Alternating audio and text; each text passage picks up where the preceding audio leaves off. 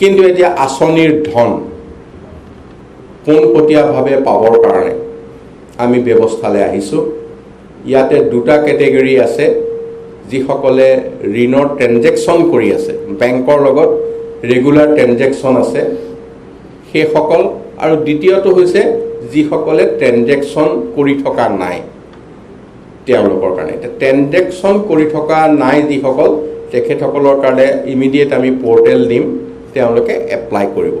আৰু ট্ৰেনজেকশ্যন যিখিনি হৈ আছে সেইখিনিক আমি সদ্যহাতে আমি আমাৰ 28, 29, 30 নৱেম্বৰ 3 দিনীয়া কাৰ্যসূচীৰে আমি তেখেতসকলক পোনপটীয়াভাৱে হাতত ধনৰ চেক তুলি দিবলৈ আমি ঠিক কৰিছোঁ।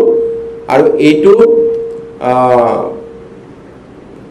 এই চেক 25,000 টকা পৰ্যন্ত হ'ব। কাৰোবাৰ যদি ঋণ আছে, যিমান ঋণ আছে 25,000 তলত সম্পূৰ্ণ হ'ব। 25,000 ওপৰলৈকে যদি কাৰোবাৰ আছে তেওঁক আমি 25,000 পৰ্যন্ত এই ঋণ দিম। আমি দেখিছোঁ বহুতৰ 25,000 তলত আছে, তেওঁলোক একেবাৰে ঋণমুক্তই হৈ যাব। এতিয়া আমি 28, 29, 30 তাৰিখে আমি জিলা লৈছোঁ শিৱসাগৰ, গোলাঘাট, শোণিতপুৰ, মাজুলী, ৱেষ্ট কাৰ্বি আংলং, তাৰপিছতে ডিমা হাছাও, চাউথ চালমৰা আৰু চৰাইদেউ আৰু যোৰহাট। এই 9খন জিলাত আমি 28, 29 আৰু 30 তাৰিখে আমি চেক দিয়া আৰম্ভ কৰিম।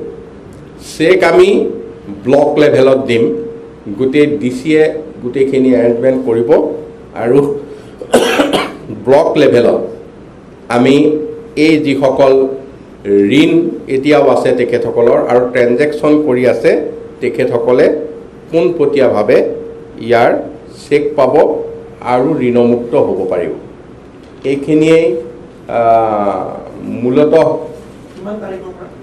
28, 29, 30 নৱেম্বৰত আমি 9খন জিলা দিম।